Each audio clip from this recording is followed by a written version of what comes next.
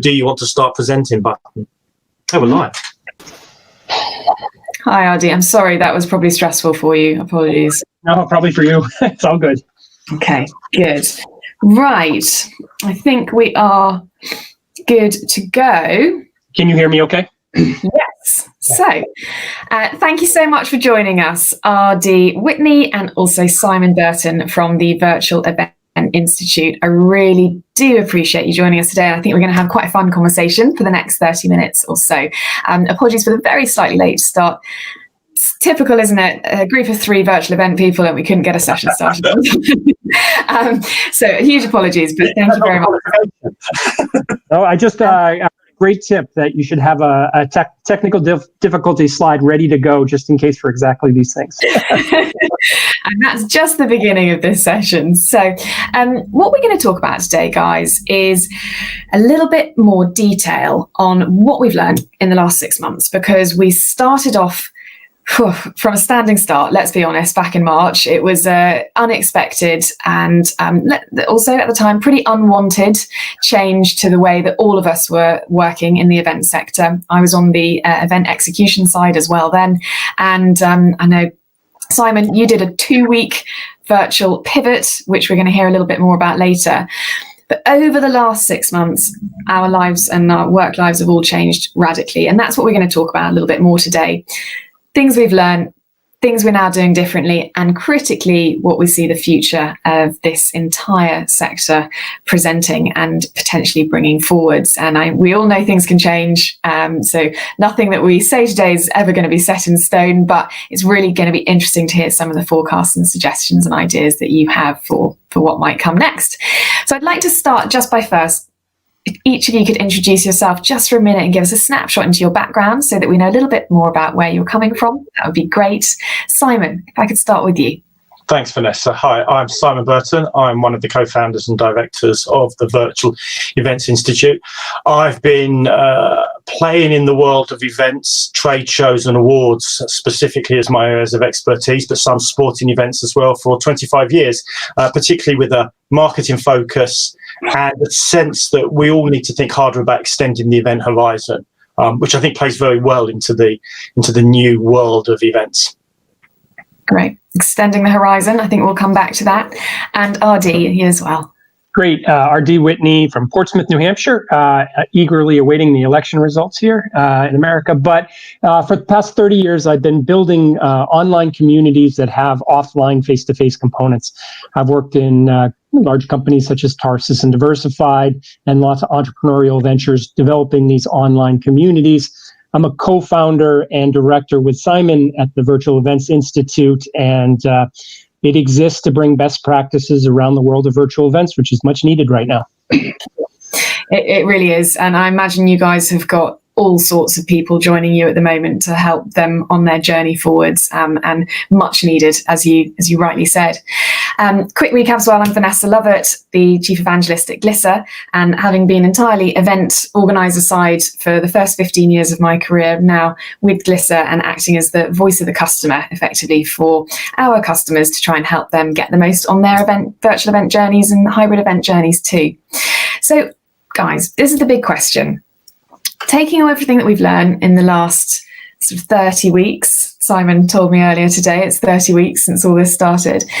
What do you feel that collectively we, maybe number one learning, and then also the top change that we really need the event community to evolve, that will genuinely make a difference as we're making this massive ongoing change to virtual and hybrid activity? So the number one lesson learned, and then the sort of biggest priority for change that you think will really help this next step of evolution. I guess if I don't like generalizations to start with, and we're about to make some massive generalizations. So with that caveat, I think we've learned as an industry that we're incredibly resilient, creative and inventive. And that some of the things we thought we were really good at, we actually weren't that great at. And there were other things that we were really good at and that we genuinely had a talent for and translate well. And it's that translation piece which is key for me.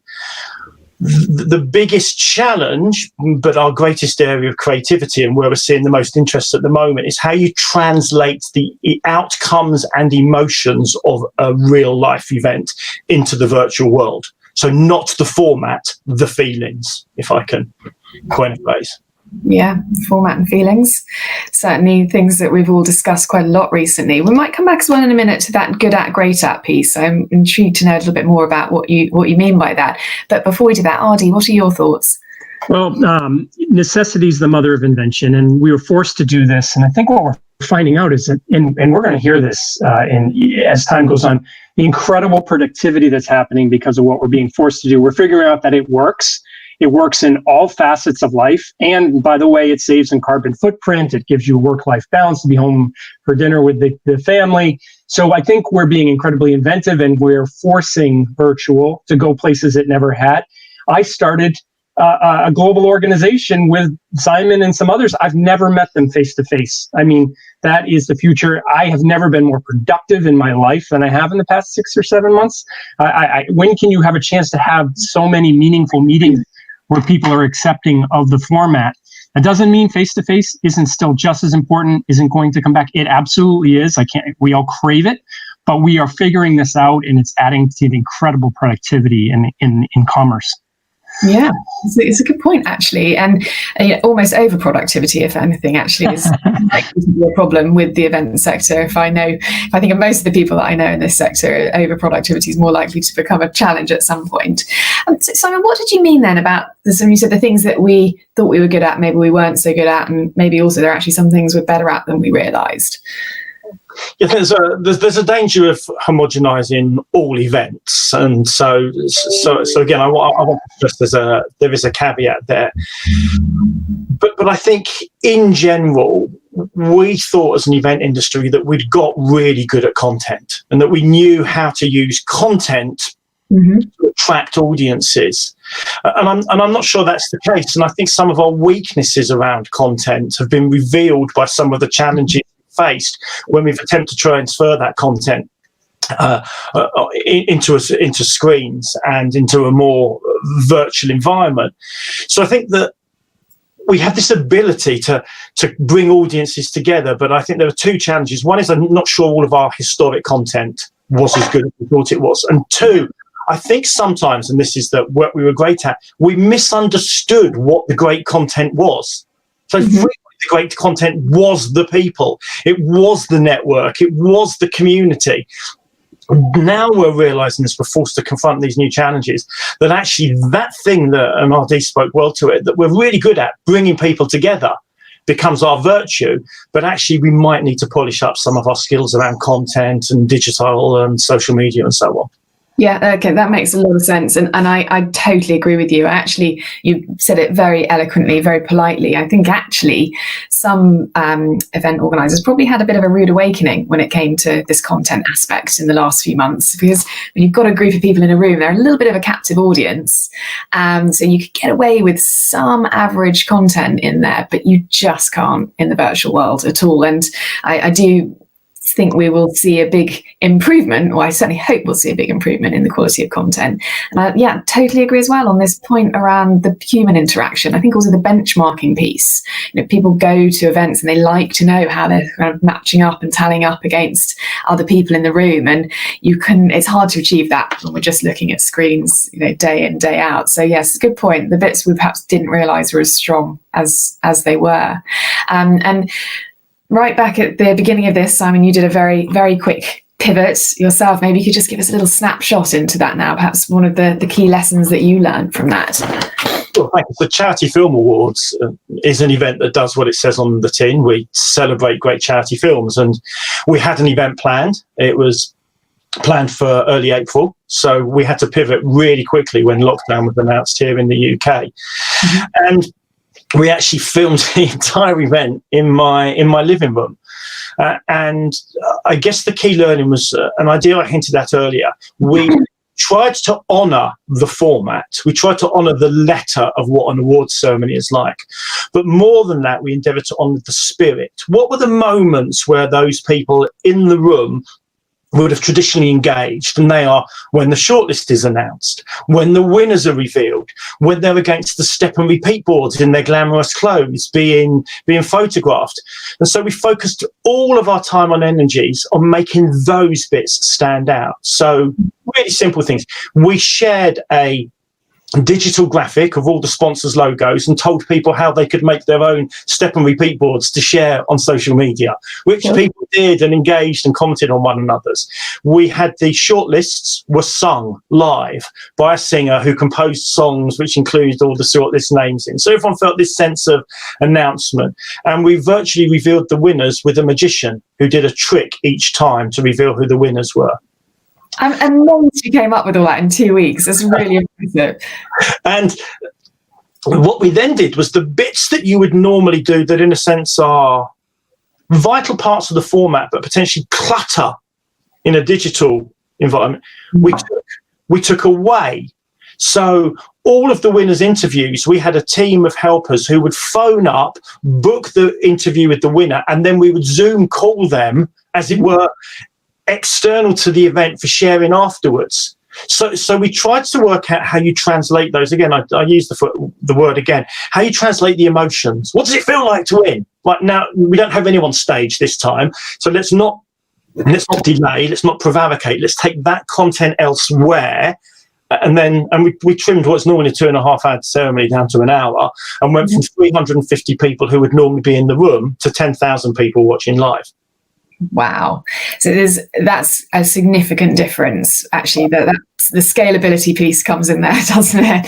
There's just two things that are really recurring to me in what you're saying here, which are firstly the humanizing these events approach. And actually, I think you were probably slightly ahead of your time there, because I'm seeing this question coming up a little bit more frequently now. How do we rehumanize these events that kind of became quite depersonalized, actually? And the sorts of things you've explained there are great.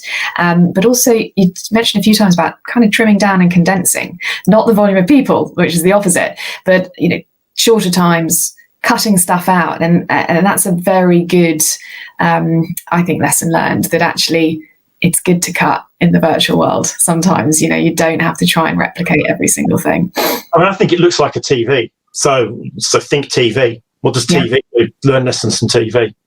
Yeah. Okay, great. And RD, we were talking earlier on today when we were prepping for this, and you raised a really interesting point on this evolution journey that we're all going on around a competition. And I thought that was, well, it certainly hit home for me how important this increased competition piece is. So we're talking about trimming things down there with Simon, but actually what is increasing is the competition. I'd love it if you could just share a few thoughts on that point. Yeah, it's just the playing field has just been leveled. Your own customers are suddenly your competition because they've figured out that they can.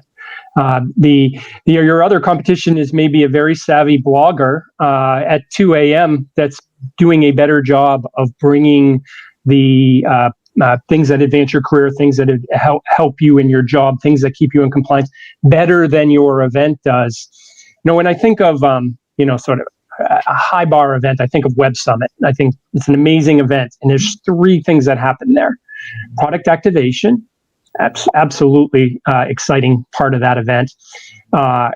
Raising funds, capital, I think is the other sort of piece there. And then the third leg of the stool that I see there at Web Summit is career. So people are there to recruit talent, and people are there to be recruited. Those 3 things can now all be done through a virtual stage because they now can. We've gotten used to clicking on a Zoom link or any type of online event.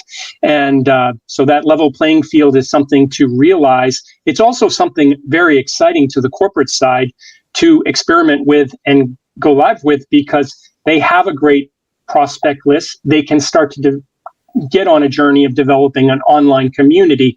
Even an organization like Subaru in America, it tends to be for sort of outdoorsy hiking type people, like beautiful online community, help them know what trails to go to, so you can make an online community with virtual events a really sticky part of your customer base. And then when you can go back to live events, those are probably going to be the right size live events that we're going to be going back to at first.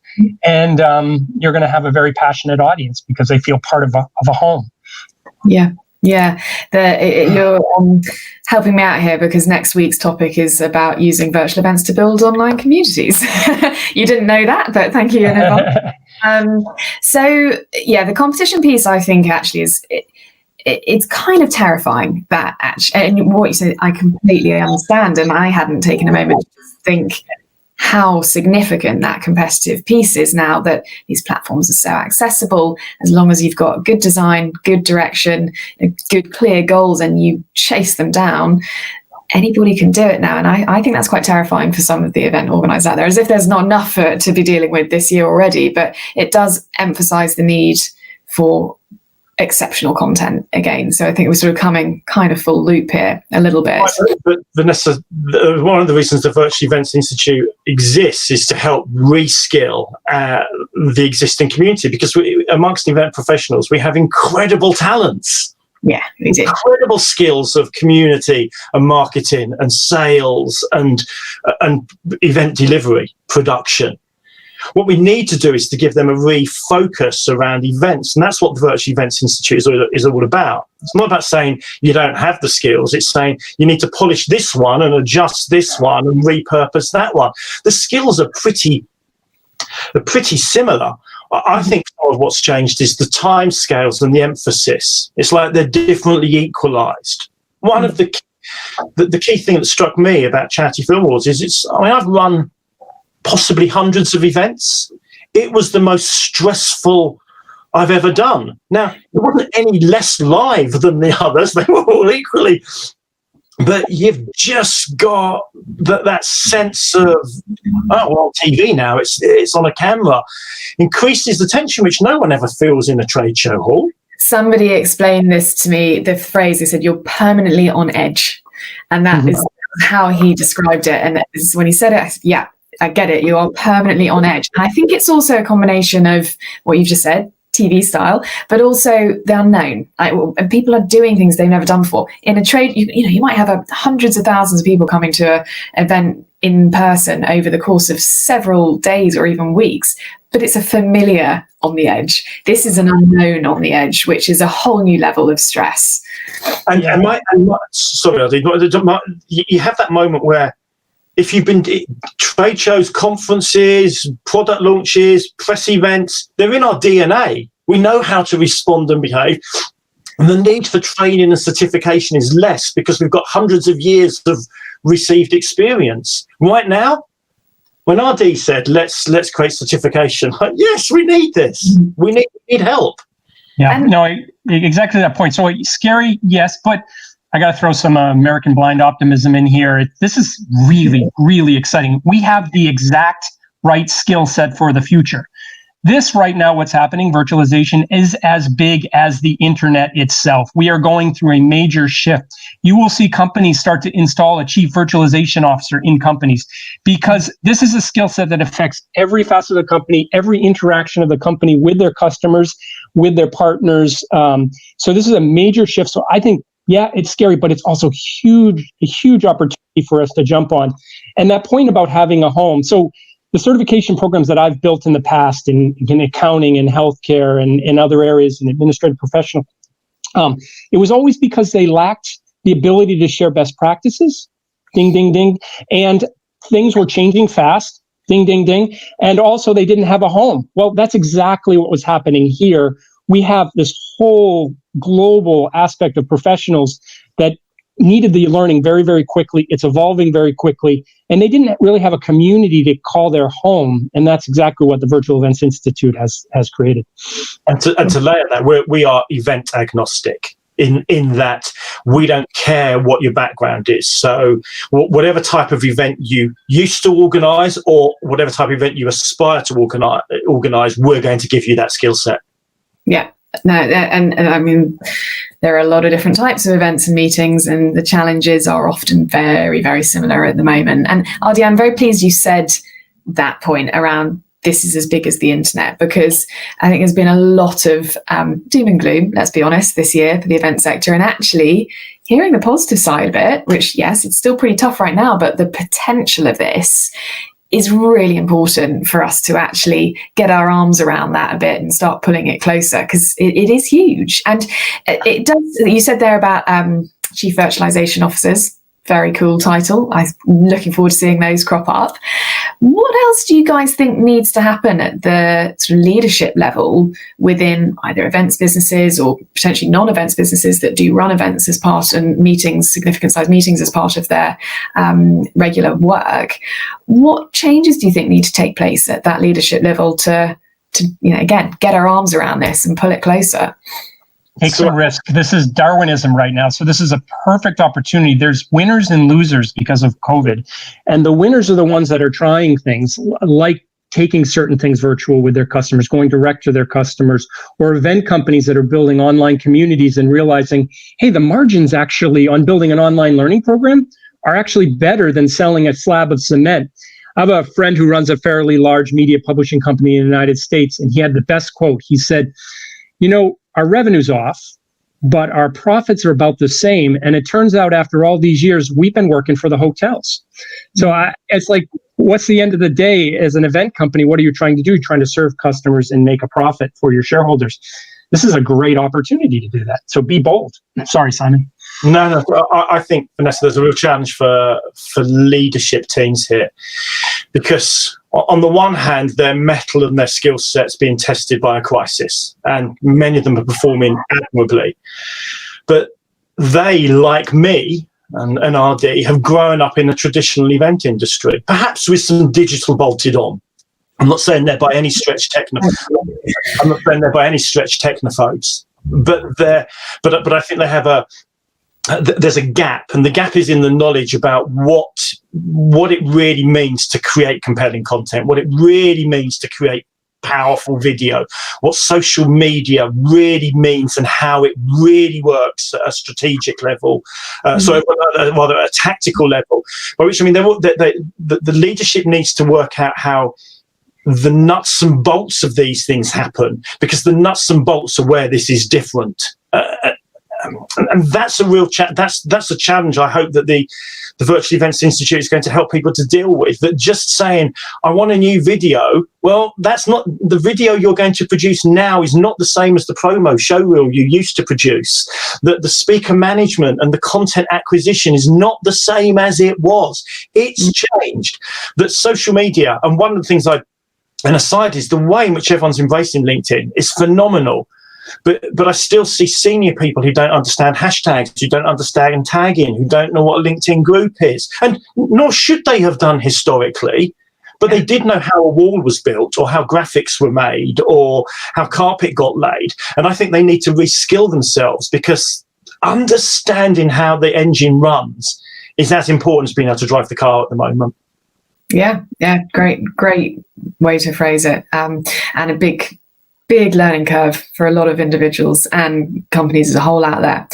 We've got 7 minutes left, guys. There's some really good stuff in here, and a couple of questions have come through.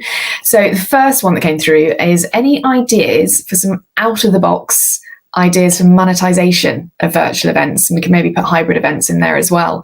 So anything that you guys have seen that you've been really kind of impressed by and thought, yeah, that's pretty cool. It wasn't monetized, but awards being announced via a magician, that's pretty innovative and out of the box. So what have you seen on the monetization front? Maybe you could both give us one example each. I'm going to make just a generalization. I think a lot of people are saying, well, you can't monetize the content, you can't charge the attendee, and that is absolutely a myth. There's so many great companies that have figured out to do that. But I mean, think differently. You really need to here. So maybe it's not just doing a 1 or 2 day virtual event where you're exhausting the audience, but you're creating an online learning program that they actually. Why does somebody run a 5K? Because it has a start, a finish, and you get an award at the end. And you get recognized for doing it. So think differently about it, but you can absolutely monetize content. Okay. I think some of the, and this is minor monetization, but it's potentially powerful, is in the assisting of our various audiences to better participate with us. So offering speaker training to sponsors. and actually making that part of the package. So perhaps an increased fee, but give them a dedicated speaker trainer, providing them with the filming kit to do something near them and monetizing that, providing sponsors, favorite phrase of mine, extending the event horizon, take the sponsorship money away from the event and extend it through a content program which peaks at the event. Where you as the event organizer have intimately helped them deliver that content more effectively.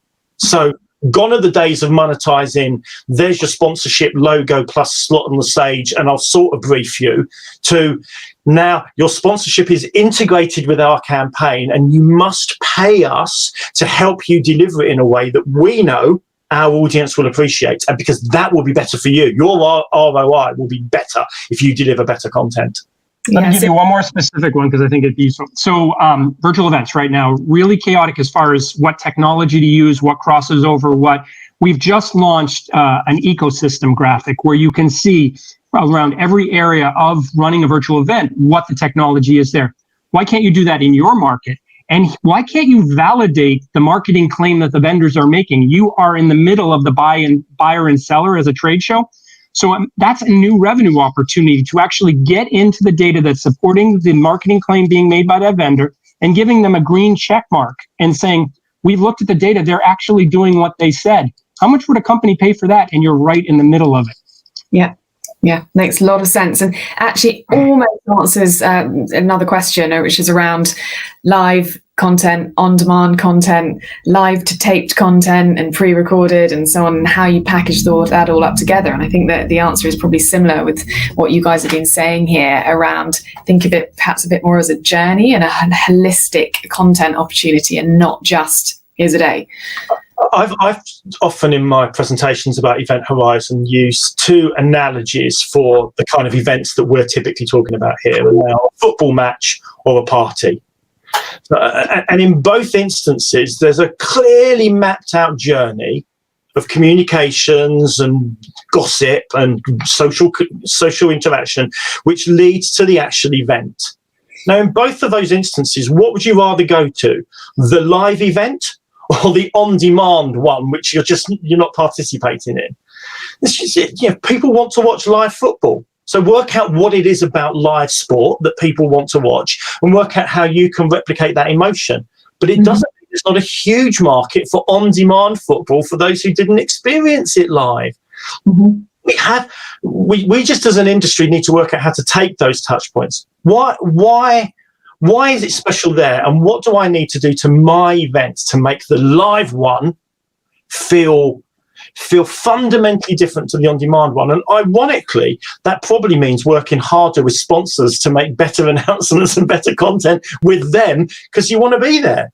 Yeah, and I'm going to give Simon another analogy on the extreme end of want to go to the Pope, want to ask the Pope if we can do virtual confession. And he's going to say, why, RD? And I'm going to say, because it's going to take the friction out of giving confession. You're going to get a lot more people to do it, and then you're going to have a lot more converts, just like your charity film awards. Look at the amount you had online, the ones you're going to have live when we can come back. That's a much larger community. I was not expecting to bring the Pope into today's conversation. Right, guys, we've got 2 minutes. So I'm going to ask you both for a closing thought, which is big picture. This is the bit that nothing's getting written in stone, etched in stone here. What do you guys think we could expect to see from hybrid virtual events, virtual hybrid back into real life events in 5 years' time? If you were to make a prediction, what would that be? And RD, perhaps you could go first. Yep. So we're getting to see some of that, and through the community. One of the advisors on the Virtual Events Institute is the co-founder of LinkedIn, Eric Lee, and he showed me a virtual experience that was amazing. I felt like I was there. So I'm really excited about the future, our profession, our careers, all the opportunities, our ability to interact virtually and online, and virtually online and in face-to-face, and connect the two. So I think it's just, we're at the very early stage of a very exciting face-to-face and online coming together. And Simon? So I think we're going to see more events.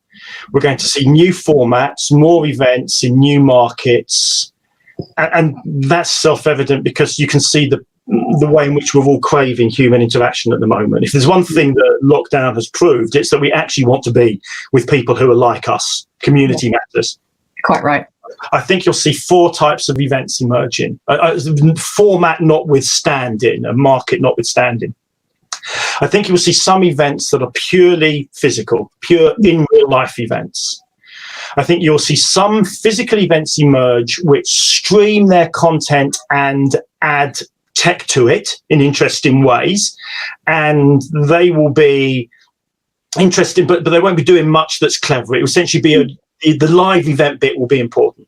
I think you'll see a completely new breed of virtual event emerging, and those events will exist and will only ever exist in a digital format. Mm-hmm. And fourth, and most exciting, you will see my definition of a hybrid event. And a hybrid event is an event which is happening virtually and physically, but physically it is happening in different locations with different content served to different audiences.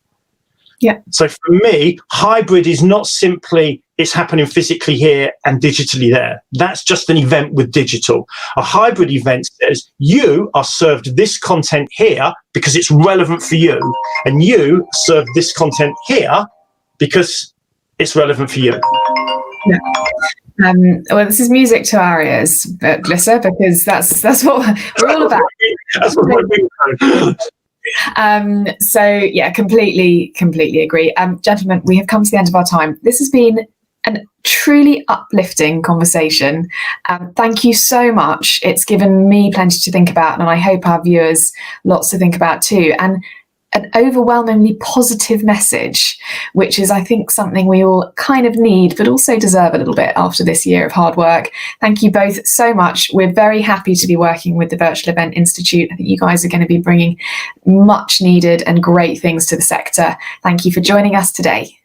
Thank you, Vanessa. Bye-bye. Okay. Bye-bye.